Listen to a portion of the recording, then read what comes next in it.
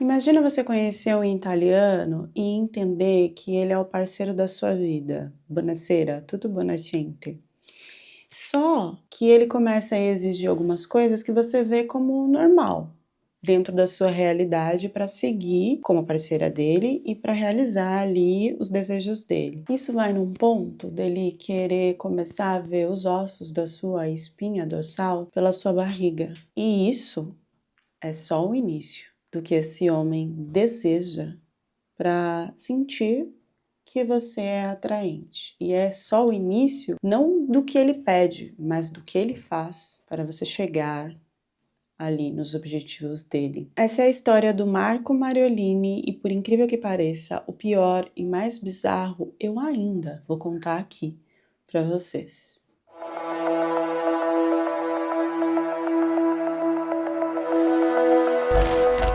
A gente vai traçar o perfil do Marco desde a infância até ele chegar aos primeiros contatos de se relacionar com uma mulher, para depois explicar tudo que ele fez com a Mônica. Quem tem estômago fraco, nem assista ao vídeo, tá? Muitos gatilhos virão por aí.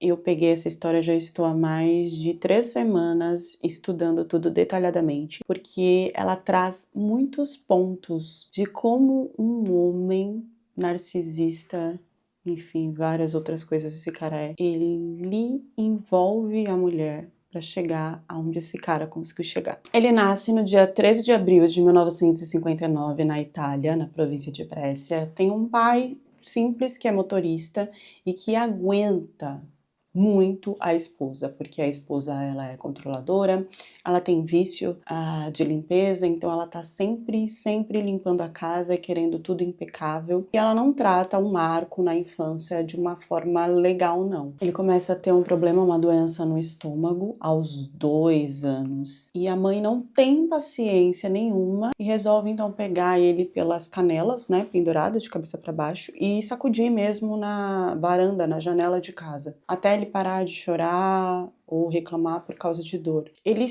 é curado, né? Ele sara depois desse episódio, depois que a mãe faz isso, coincidentemente, e ela acaba engravidando então e sem paciência acaba largando o Marco para morar com os avós em um lago que tem por lá. Então a infância dele, ele não tem aí um acolhimento da mãe. Na adolescência, o Marco então começa a descobrir aí atração e desejo por mulheres, mas quando ele se reúne com os parceiros dele, ele entende que ele é diferente, então ele silencia essa troca que ele sabe que é diferente com esses adolescentes. Por quê? Os adolescentes, eles gostam de ver as meninas que estão ali se movimentando, eles se juntam, comentam, compartilham sobre aqueles filmes adultos que eles conseguem aí de alguma forma assistir. Então é aquela referência que eles têm para se ter atração. E o Marco não. O Marco assiste e recebe essas informações e não sente nada. Ele só se sente bem atraído e com algum sentimento ali quando ele começa a ver livros de anatomia. E aí a gente não tá falando da parte dos livros onde mostra ali o corpo humano sem roupa nenhuma, não. Ele se atrai pela parte dos esqueletos. E aí ele assimilaria isso a garotas magras? Poderia, mas não. Ele assimila a garotas extremamente magras. A gente tem um trecho, né, que depois ele acaba até sendo entrevistado mais pra frente. Ele diz assim: fui condenado desde a adolescência a ser diferente, a ter uma terrível perversão. Já desde os tempos do jardim de infância, eu tinha percebido o quanto gostava das garotinhas ou dos garotinhos de traços delicados e físico esguio. Resumindo, quanto mais magra era uma menina, mais bonita eu a achava. Você quer uma mulher magríssima? Eu nunca a terei. Eu a imagino com a espinha dorsal aparecendo pela barriga. Até os seus 19 anos, ele não tem sucesso com as mulheres. E apesar disso, ele ainda se considera como Adonis. Adonis, para quem não sabe, ele é um deus da mitologia grega e ele é considerado um dos deuses mais bonitos, né? Um dos deuses direcionado à beleza, que é disputado por duas deusas. Vou deixar a foto do Marco aqui nesse momento, para vocês assimilarem aí se teria como, né? E vamos para o Rata aqui, né? Adonis não é um deus, tá? Ele é um mortal, mas ele é disputado por duas deusas por seu símbolo da beleza. A primeira mulher que o Marco, então, pensa ali em ter alguma coisa se chama Lúcia. Ela tem 46 quilos e 1,65 m de altura. Ela não é extremamente magra na cabeça dele, mais magra. Desculpa, gente, se eu der uma risadinha às vezes, mas é porque vai me irritando, né? E aí eu solto na risada. Então eles começam a sair, a conversar, e ele pensando ali na hora de ter a relação do vamos ver. Isso demora 20 dias, ele fica super ansioso para esse momento. E quando acontece, ele se decepciona. Isso porque a Lúcia, ela é uma falsa magra, então com a roupa ela parece ser bem esguia, mas ele diz, né, que quando vê ela sem roupa alguma, ele vê que ela tem ali coxa, né, que ela tem curvas, que é avantajada, e isso desanima ele e ele perde totalmente o desejo e a atração por ela, porque ela não é magra o suficiente. Com isso ele vai para o exército então, e fica aquela coisa de se ter mais algum tipo de relação com ela ou não. Lá no exército, ele descobre que a Lúcia começa a se apaixonar por um outro rapaz. E isso faz com que ele mude de ideia, a ponto de pensar que não, a Lúcia, ela tem que se apaixonar e tem que me desejar, ela tem que se apaixonar por mim. Então ele inicia aí toda uma movimentação por uma mulher que ele não sentia atração, porque agora ele quer disputá-la com outro homem. E ele só aceita vencer. Começa o love bombing, né? Ele enche ela de cartas, de mensagens bonitas, de declarações, e na cabeça dele ele tem o desejo de finalizar ali com o homem, não só de desviver o homem, mas de dividi-lo em partes e dar para a Lúcia se alimentar desse cara. Distúrbio bem tranquilo.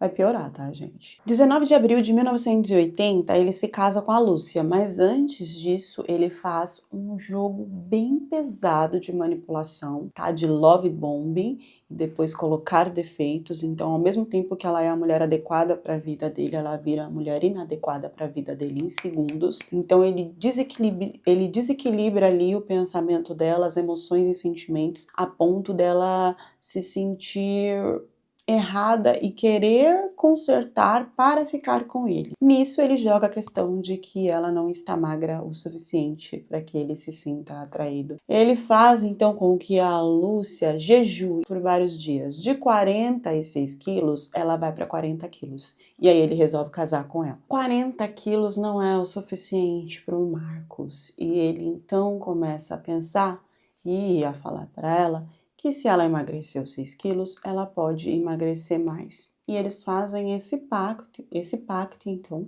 né, de que se ela passar dos 33 quilos, ele vai ignorar, humilhar ela de alguma forma como castigo. Até mesmo o silêncio, o gelo e a distância. Ela consegue chegar aos 33 quilos. E aí parece algo confortável para ele. Até que ele começa a trabalhar, viajar e a Lúcia engravida. E é aí que chega o grande problema, porque ela vai ganhar peso para ter o bebê.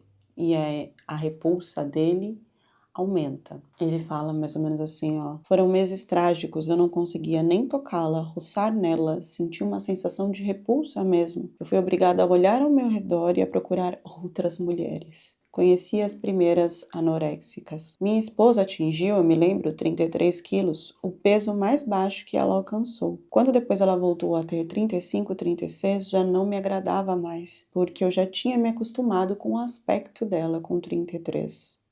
Não conseguia mais aceitá-la com 36. Existe aí também uma ideia de que ele engravidou ela, né, sem conversar, sem nada, porque ele já queria descartá-la Isso seria um motivo, mas depois ele volta atrás, tem o desejo de querer ter uma família e apesar da repulsa, ele fica com ela. Só que ela engravida uma segunda vez, e isso pra ele já é um absurdo, dizendo fisicamente, e ele diz que ele que larga ela, né? Depois dela ter o segundo filho, ele que abandona ela porque ele queria salvá-la e isso não foi possível. Enquanto ele tá com a Lúcia, ele já conversa com outras mulheres, tá? E ele já procura esse grupo de mulheres que querem emagrecer além do normal, né? E que deixam de comer e colocam a comida para fora para isso. Não vou ficar falando esse termo o tempo inteiro aqui para o vídeo não deixar de ser distribuído. E ele conhece uma menina, então, ainda casado, né? A Ulrike. Ele se refere à mulher dele como um pedaço de mer e gosta muito da Ulrike porque ela pesa somente 25 quilos. Então é a primeira mulher que ele vem se relacionar aí depois do divórcio. Por incrível que pareça, ele não tem essa coisa de querer se relacionar para seguir em frente. Ele resolve aí experimentar várias meninas que têm esse tipo de distúrbio. Importante dizer que ele não viu aí como uma traição, já que a mulher dele não estava satisfazendo no que ele precisava. E aí ele começa a pular de mulher em mulher, cada vez mais magra. Tem a Astrid, de 20 anos, que só tinha 28 quilos, que só tem 2 relações com ele e tudo se encerra. A Roberta, de 35 quilos, que nem se inicia direito o relacionamento. E a que ele fica perdidamente apaixonado, que é uma mulher casada, a Sandra. Ela tem 1,70 m e 23 quilos. Mas ela não deixa ele tocar ela, então a coisa não progride. Ele começa a se cansar, né, dessa mudança de parceiras e do modo que ele tem ali que conquistar e tudo, mas mesmo assim ele ainda tenta com outras duas. São duas Biancas. A primeira, antes dele conseguir ter alguma coisa com ela, ela acaba desvivendo por causa do distúrbio alimentar, mas antes disso ele praticamente persegue ela, né? Descobre onde ela mora, as coisas que ela faz e começa a seguir e tal, até entender que ela, infelizmente, desviveu. Ele não acha isso grotesco, ruim, nem nada. Ele parte para a próxima, uma outra Bianca também. Essa ele fica fascinado por ela porque ele encontra ela em um restaurante e vê que ela se alimenta ali do café, do brioche e tudo, e depois vai para o banheiro para colocar tudo isso para fora.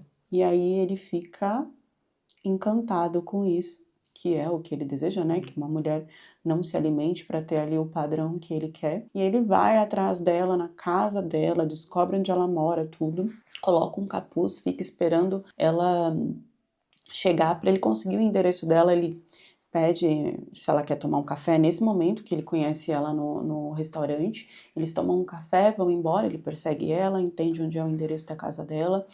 E a partir daí, então, fica ali de tocaia um dia que ela entra e ele vai atrás dela, ataca ela pra ter relação e ela passa um pouco mal, ele ajuda e conta o que acontece, né? Por que ele tá nessa situação, coitado. E por que ele fez isso? Porque ele tem essa necessidade, alguém precisa ajudar ele com isso. A Bianca se comove e tem uma relação ali com ele, mas logo manda ele embora porque ela é casada. Eu acho que um fato importante de falar é que mesmo ele tendo se separado da esposa, ele continua morando lá, tá? Com ela e com os filhos e fazendo tudo isso. E aí, ele desiste dessa coisa de procurar essas mulheres com distúrbio. Ele quer uma mulher normal, que se adeque a tudo aquilo que ele deseja, principalmente fisicamente. Ele tem aí na cabeça, então, de colocar no anúncio, no jornal, o que ele quer de uma mulher e ficar esperando quem corresponda a isso. Ele coloca que ele é no anúncio, né? Sou um comerciante com uma boa disposição econômica, gostaria de conhecer uma garota a fim de ter convivência e casamento, sendo que ele mora com a ex-esposa.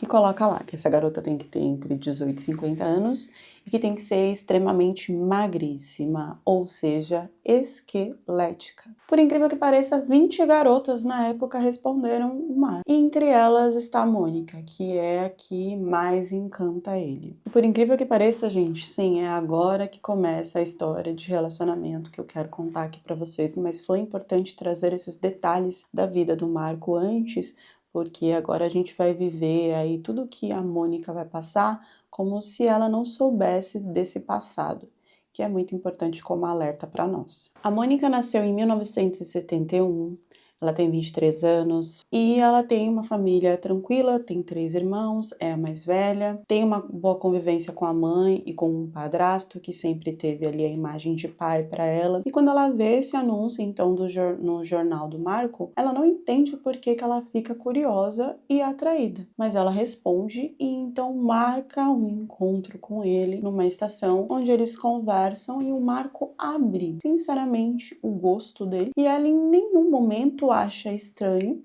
e até acha um pouco normal, porque na cabeça dela, ela tem o desejo de emagrecer e não consegue. Ela pesa 44 quilos para 1,74 m de altura, já é magra.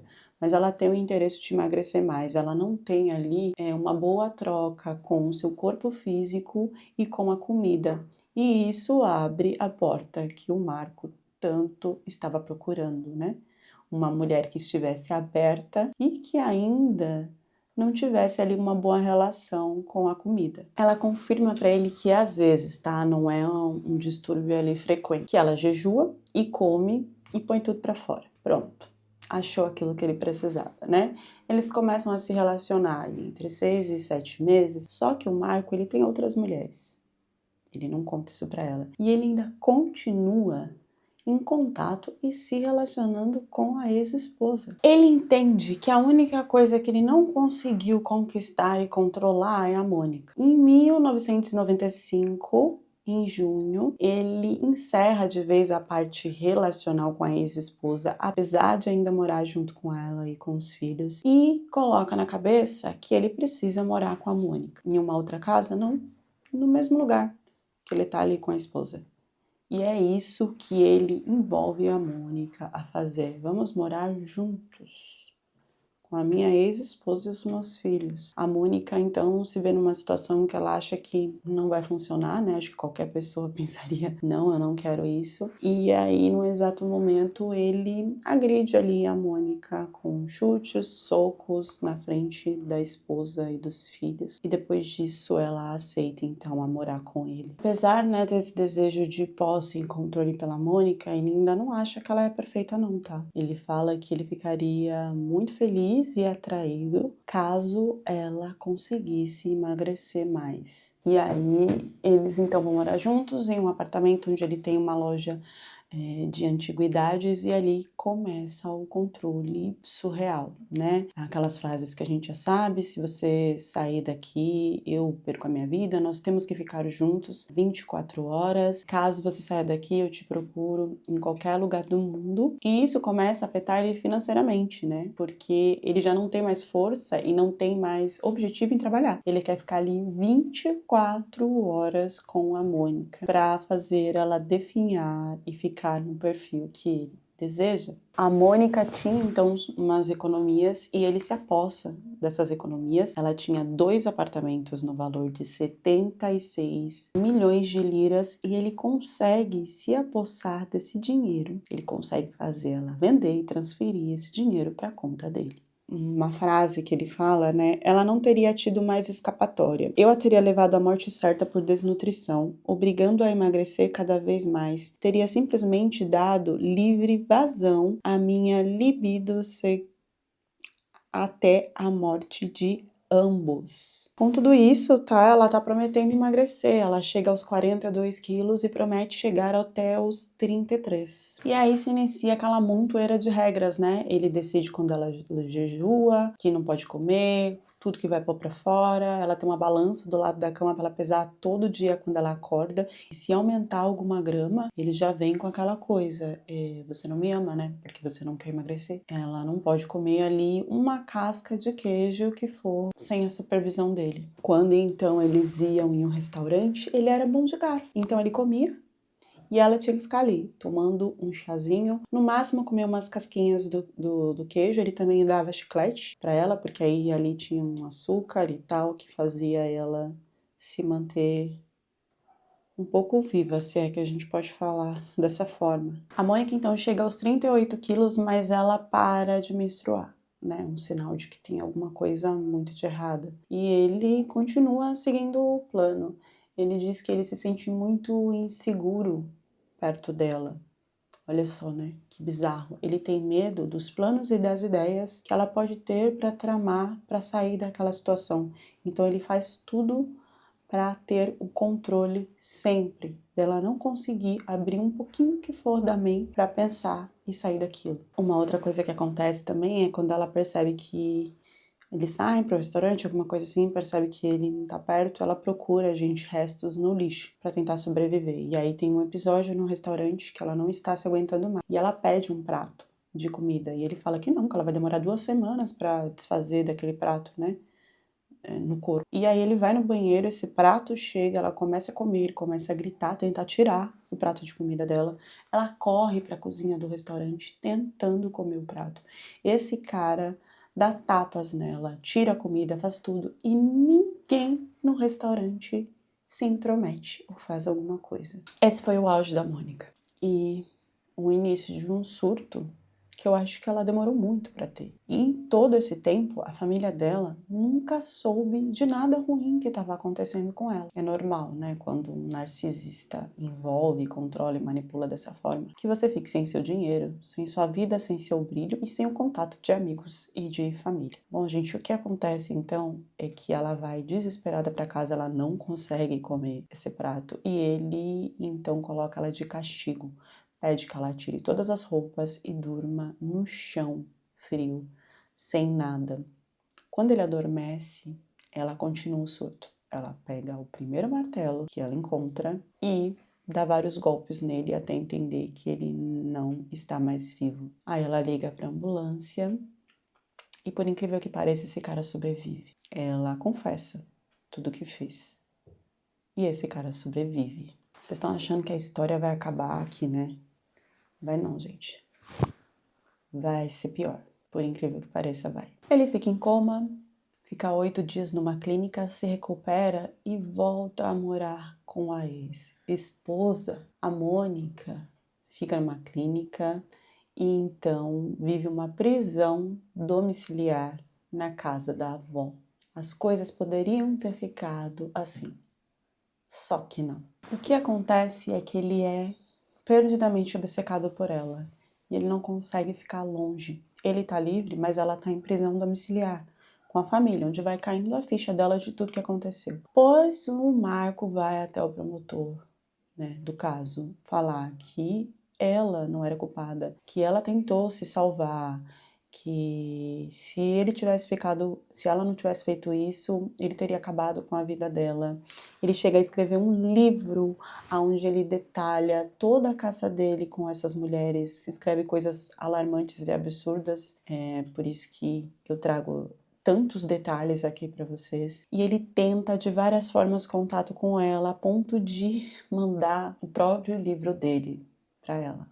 E ela entrar em estado de choque. Ele não desiste, tá? Então ele começa a mandar mensagens, a fazer ligações, a stalkear ela, a tentar entender o porquê. Você tem de 30 a 35 áudios, da onde ele tenta de várias formas falar com ela e falar que ele não quer o mal, que ele só quer ver ela. Ele pega, junta as coisas dela e vai até a casa da avó e é recebido pelo padrasto, não consegue contato com ela com a desculpa de querer entregar o carro, o livro, as coisas dela. E tem um áudio dele implorando, né? Não, por favor, não faça isso de jeito nenhum, eu só gostaria de te ver um pouco, você tem que entender, enfim. E ele começa a falar de novo que ama ela e que ele ama tanto a ponto de aceitá-la com o peso normal dela. E o último apelo é de que ele tiraria a própria vida se ela não encontrasse com ele. Eu não sei exatamente em que ponto ou qual o detalhe faz com que a Mônica entenda que ela tem que encontrar com ele. E ela não quer encontrar com ele para reatar. Ela acha que encontrando com ele, ele vai parar de mandar essas mensagens, vai parar de persegui-la e que tudo vai ficar bem. E aí então eles fecham de ter um último encontro, né? Você tem uma ideia de que ela pode mostrar que ela tá curada, recuperada, de encerrar tudo ali, de não ter mais nenhum contato com ele. Eu não iria, eu denunciaria ele para a polícia, né, por perseguição, que também é crime. Não sei como que era nessa época. Acredito que ainda não era tão importante essa coisa de stalker. infelizmente. Então eles se encontram. Então eles almoçam e depois vão caminhar e nisso ele começa, né? As declarações e que não consegue viver sem ela, se ela não pode voltar. E ela firme falando que não. Eles vão até um lago, ele tira ali a roupa, fica só de sunga e pede que ela faça isso também, talvez para nadar, e ela diz que não, e pela primeira vez ela não tá obedecendo nenhum comando dele. E aí ela faz uma menção de sair e de ir embora, e ele pega então um objeto cortante e ali ele dá 22 golpes no perto da altura do coração da Mônica, mesmo ela pedindo ajuda para pessoas em volta. Na bolsa dele não tinha só isso, também tinha correntes e cadeados, porque o objetivo dele era sequestrá-la novamente. Depois disso, ele pula no lago. As pessoas que estão em volta não entendem que ele tá fugindo, tá? Parece que ele tá nadando. Não se tem movimentos rápidos, mas ele é preso, tá? Por um bote de policiais. No julgamento, ele, junto com o advogado da família, tenta falar que ele tem ali um desequilíbrio mental, que é insanidade. Só que ele programou tudo, né, gente? Ele tinha as coisas na mala ali para fazer a situação. Ele então é condenado a 30 anos de prisão e ainda fala, né, uma mensagem para os pais da Mônica, que eu acho assim, gente, absurdo. Ele não se considera culpado, né? Ele fala que assim, apesar de todos os meus sentimentos de culpa, os meus sofrimentos e o meu desespero por ela, e pelo que eu obriguei a fazer, eu não consigo me sentir um criminoso. Eu me sinto um imbecil, não um criminoso. Em 11 de novembro de 2001, ainda fazem um tipo de documentário, entrevista com esse cara. Ele aparece com um perfil de um lado com barba e cabelo e do outro lado sem nada, para mim, para chamar a atenção, e eles ainda dão espaço para ele falar ali, filosofar de uma forma bem psicótica tudo que ele pensa e que ele acha da situação. E ele ainda diz, né, nessa entrevista que ele não ia fazer nada, mas como ela começou a pedir socorro e tal, ele tentou tapar a boca dela e era como se ela mesma tivesse ali apertado o gatilho, porque ele não via outra alternativa a não ser desviver ela naquela situação.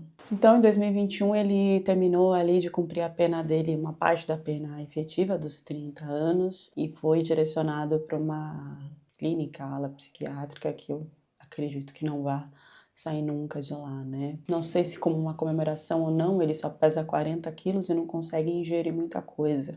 Eu acho que ele deveria passar por coisa pior, até porque o cara até hoje não se sente arrependido, culpado ou como um criminoso. Apesar disso, agora com os últimos registros dele, né, pelo Discovery, com 61 anos, ele é um cara totalmente fraco, que já não tem mais movimentação e nem essa audácia, né, que ele teve nessa entrevista, onde ele quis ainda trazer ensinamentos ou porquês. A gente já não sabe mais do paradeiro dele nessa clínica e é assim que encerra a história de hoje. Eu queria deixar aqui como reflexão para vocês. Tem muitas reflexões, né? Espero que vocês deixem nos comentários e que curtam esse vídeo, porque os comentários e as curtidas é que faz com que essa história seja distribuída para outras pessoas. Então, minha pequena reflexão de uma pequena camada, como ele ainda conseguiu encontrar um número de mulheres dispostas a se relacionar com ele dentro da situação e daquilo que ele apresentava. Eu tô trazendo isso para os dias de hoje, né? Nós estamos falando lá de 1990. Então lá, talvez, as mulheres ainda não tivessem a mente aberta e a liberdade para entender o que esse homem realmente era e o que não era certo de ser aceito, porque muita coisa era vista como normal, ainda que hoje em dia, graças a Deus, nós já temos outros pensamentos. Mas, gente, hoje em dia tem assassino preso recebendo milhares de cartas de mulheres que estão interessadas.